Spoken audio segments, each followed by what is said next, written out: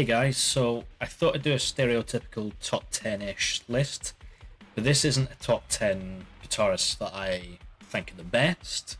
This is top 10 that influenced me. To me, top guitarists are subjective, and these guys are just the guys that have shaped my style and sound somewhere along the way. And there are some curveballs in there that you might not expect from someone who mainly plays like metalcore and groove-based metal. So, yeah, it should be interesting, I think. I will be lumping in guitar duos together to keep this list from being too much. So, with that in mind, let's get into it. So, top 10.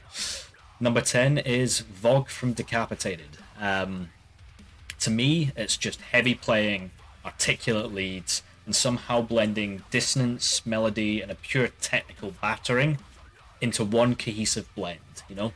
To me, Vogue defines what it is to be a modern death metal guitarist. He mixes groovy riffs, fast thrashing, insane lead lines throughout his playing, just in there. 1 second he's grooving, the next it's like absolute face melting. He was also in Machine Head for a while, writing some of their coolest, more modern riffs, and he has a real cool melodic side to his playing that he actually rarely shows. You know, when it comes through, it just casts this fantastic atmosphere. You know, it's all over his playing in like interludes and things. I really, really recommend just checking out full albums. But if you have to check out some tracks, I recommend Blood Mantra, Homo Sum, and Spheres of Madness to really see what I mean.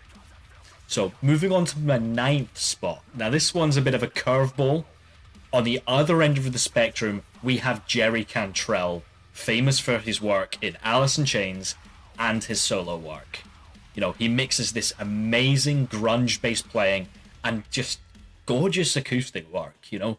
He's one of those players where, if you imagine music as a canvas, he paints delicately on one side and then just hits it with these bold, broad strokes. We're talking stomping riffs like tracks like Stone, to huge choruses like tunes like Man in a Box, the beautiful acoustic work that can only be shown in his entire MTV Unplugged set. Sorry if you don't have a lot of time, but you're going to want to listen to it, you know? He's just an absolute monster in this beautiful like Jekyll and Hyde way, you know? It never gets too heavy for those of you who are like, whoa, he's just gone from a death metal guy to this guy. Honestly, he's just an absolute gorgeous player. I would personally just say listen to everything. But if you have to pick a few tracks, as I've already mentioned, you know, Stone, Man in the Box, and personally, if you don't have time to listen to the whole thing, Nutshell from the MTV Unplugged set. Moving on, we have Rob Flynn. You know, going back to Machine Head, Rob Flynn is just damn right underrated.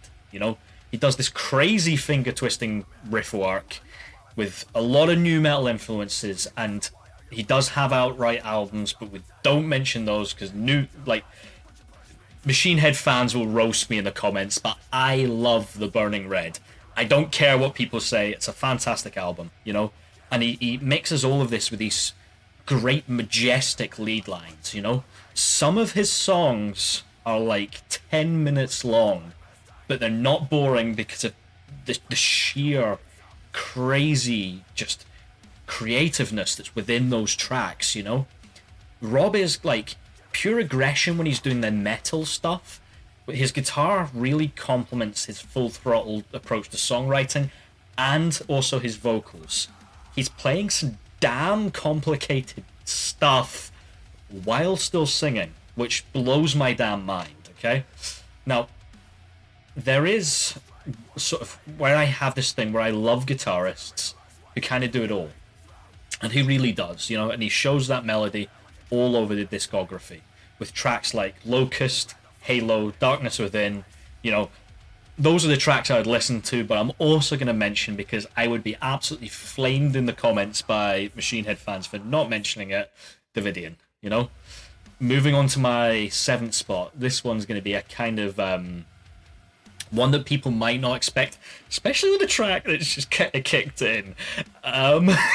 So for those who don't know, this is Malicious Compliance, my band in the background. But complete opposite of what we're listening to is Yannick Gers from Iron Maiden. You know, like Yannick was the first guitarist that made me want to pick up the guitar. He just takes really bluesy lines and just creates some melodic shredding, and some fantastic riff work. You know, just his playing in Iron Maiden caught me, but seeing him live in a live video when I was like 5 years old is what really got me. You know, I saw him playing the Trooper, and I was just like, damn. You know, his stage persona is huge, just like the riffs as well. Like, he's throwing guitars up in the air and catching them, and just an absolute crazy performer.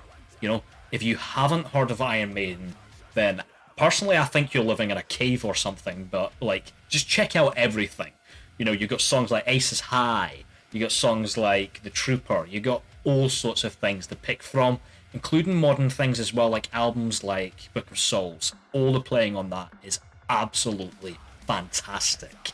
You know, speaking of classic bluesy and simple kind of ish, Yannick's not simple, but we're going to come into the simple. We have Kenny Hickey. Now, I don't mean simple as an insult, okay? This guy is big riffs, taking the idea of playing slow and making everything just drip with groove, huge chords, and just really shrieking leads. You know, the guy has a Staniak pickup on all his guitars, and he really uses that damn thing, you know? Kenny is one of those players that keeps things simple, but does it really well. You know, his tone to me is absolutely legendary. And he just nails this whole idea of what gothic metal should sound like to me, you know? If someone says gothic metal, I instantly think of Typo Negative and their tracks, all of which feature Kenny's iconic huge riffs and just huge melodic but in-your-face playing, you know? Tracks like Christian Woman, I Don't Want to Be Me, Black Number One. They are standouts from his playing, and they're also goth metal classics, right? Check him the hell out. Now, I have to say, we are into the top 5. These are the big ones that really influence me and my playing and my sound, you know? So we're going to hit it hard. We're going to go straight in there with Monkey and Head from Korn, you know? Just pure nu metal. Grooving. It's enough said, you know? Everything just grooves and sits right. They serve the song perfectly, but just slam these punchy riffs everywhere, you know? They really sit in the pocket. Everything cohesively matches with the drums, with everything that's going on, you know? Kind of what really intrigues me about playing nu metal, metalcore and everything comes from these guys, you know? The melody work, though, is also gorgeous, you know, but really dark. There's tracks like Falling Away From Me that have melody, and the in the pocket feels still nailed, but it feels dirty in a really good way. Like, you want to kind of take a shower and brush your teeth after listening to them, but in a really cool way, you know? There's tunes like Here to Stay, and, you know, that those sort of songs really bring the heavy, but there's also songs like Y'all Want a Single and Blind that really showcase the fact that they can actually blend in genres into their playing. You know, like funk, R&B, hip-hop really come in there with their guitar work, you know? Just check them out. Check out those songs that I mentioned, you know, Here to Stay, Y'all Want a Single, and Blind. Trust me, you won't regret it. Moving on to one that is a curveball to anybody who doesn't know of him, but any modern guitarist, I'm looking at you, we know what I'm talking about in a second. Mick Gordon, right? He's not in a band, as I know of. I hope he is. But I know him not from being a musician, like, not being a musician, not being like a band musician, but being a gaming composer, right? Mick just does it right. He writes his songs to serve a purpose. He writes his songs to fit what's going on. You know, everything has this real feel around it and this tone that matches the vibe, and he is a real master at catching vibes. I have to say even, his real standout work out of everything, and anyone who knows him, you're here, I know you're here, you know him from Doom, and that is his honest, like, iconic work, you know, namely the reboot and Eternal, where he actually features. His tones in the songs on these are insane, and he manages to blend things like synths into the tone, and also a damn chainsaw sample, right? He just puts these crazy things into the tone and makes it really thick and huge. Like, genuinely, you ain't listened to a Mick Gordon riff until you've really just gone, oh damn. You know, like, it just hits. You know, he's a real guy who makes me think about, like, low-tuned guitars need to hit thick. But he does it in a way that's really cool because he lets everything around serve that tone. The guitar itself isn't the only thing that's providing the tone, you know? But, like, anyone who says, and I'm going to point you out again, the modern metal guitarists in metal, like, if they say they aren't influenced by him, they are simply lying. That is the sheer fact. He is the modern metal god for tone, apart from one other person who we'll mention later. He's just insane. I won't name multiple tracks, but in this case, just check out Rip and Tear. Rip and Tear. Damn accent come through. Rip and Tear, right? Check that track. I've said it enough times. And if you're a gamer, just play the damn reboot of Doom with a good quality set of headphones, get demon killing, and get, like, feeling it, you know? Moving on, we're into the top 3, right? These are my big dogs, and there's 2 duos in this list because why the hell not, right? We have Mick Thompson and Jim Root. Second Mick in this list, but these guys really are what pushed me forward on extreme metal, right? The first time I heard these guys just blew me the hell away, right? I was only a kid. I was like 6 years old, maybe. And I remember being to my dad like, these guys are kind of scary. They wear masks and they're kind of creepy. And then, you know what? I ended up going back to them a few years later and just being like, yeah, I get this. Like, damn, you know? They take pretty much everything I've said so far, right from the start list all the way to the bottom, and just ramp it the hell up, right? They both ooze persona on stage. If you've seen them live, you've seen Jim Root moving about with his majestic hair going everywhere. You've seen Mick with his shoulders hunched in, just absolutely windmilling and slamming the head banging, you know? And Mick is a huge guy. Jim is tall, but Mick is like just this huge persona on stage. Not saying he's like fat. What I mean by that is like the sheer like energy is just like staring and just absolutely shredding it on there, right? But it's not just their persona that does it for me, right? The riffs are visceral attacks on the senses. You've got absolute punching rhythms. You've got rapid fire playing. You've got some riffs that I just kind of go, okay. You can tell these guys listen to like Morbid Angel, to Decapitated, you know? Death metal riffs, but also a lot of this like new metal, because they are a new metal band, just absolute like funky flow kind of stuff, where it's just like absolute consistent matching with the drums to produce this huge sound, you know? But they don't just do crazy riffs, right? The first 2 albums don't have any of these on, but the solos, my god, when they play them, they are articulate masterpieces, right? Absolute crazy technique. Jim's legato playing is like, damn, mind-blowing, okay?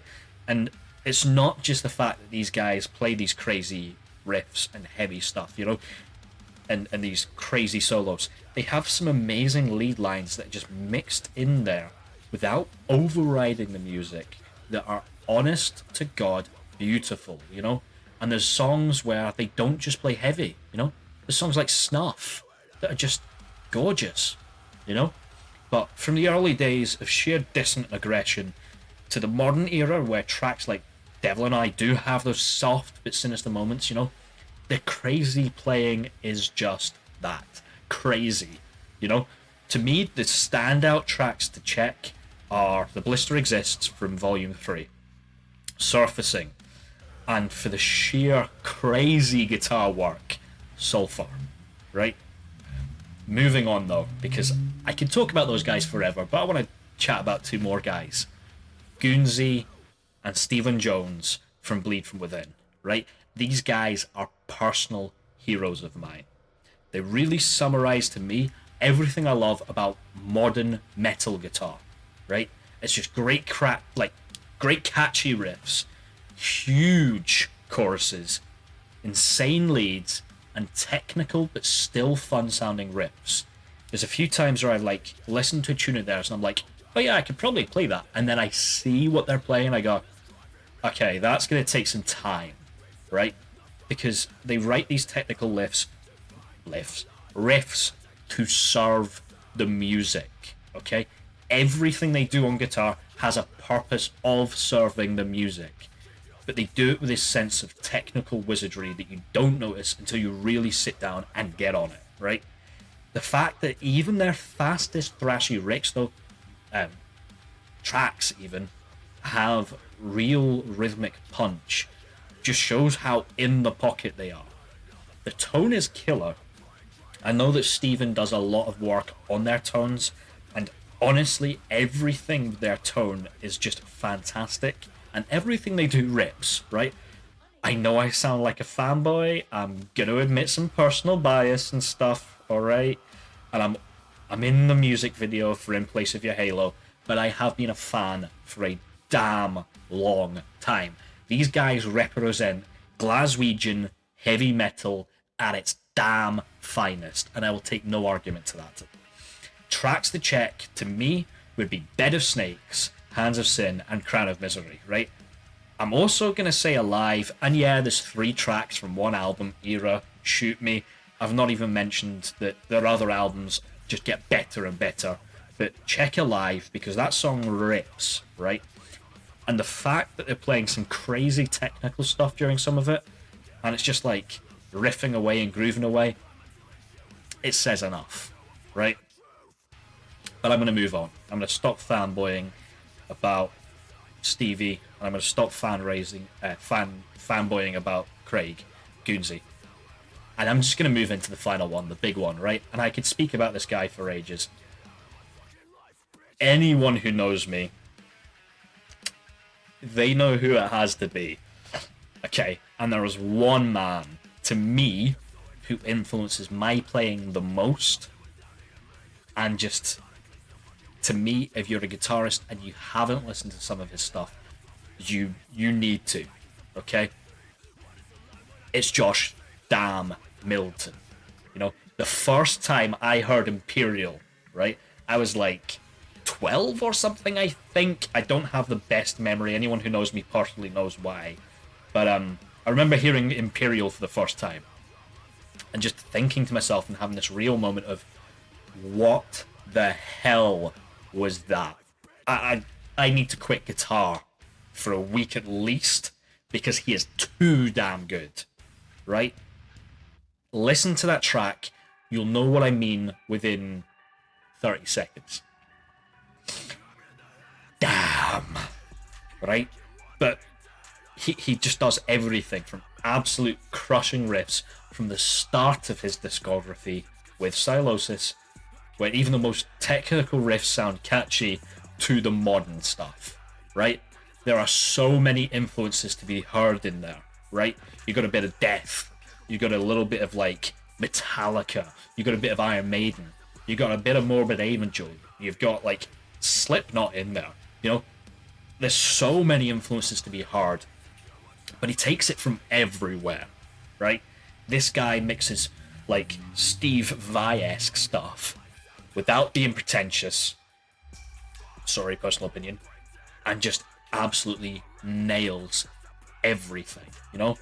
The lead lines serve the music, but they make guitarists like myself go, damn. Like, even now, listening to some of the modern stuff, like Deadwood, hearing that guitar solo, I was just like, okay, I need to step my playing up, This is the guy who is like the godfather right now of modern metal. Forget just British modern metal. It's everywhere, right? He is absolutely insane, okay? And I'm not going to lie, okay? I am the ultimate Josh fanboy, okay? I own his solo record where it's just face-melting 80s inspired craziness.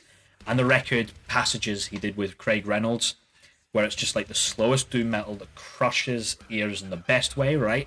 But if we take on account that I am a fanboy, and he is my top one on my personal list for a damn reason, okay?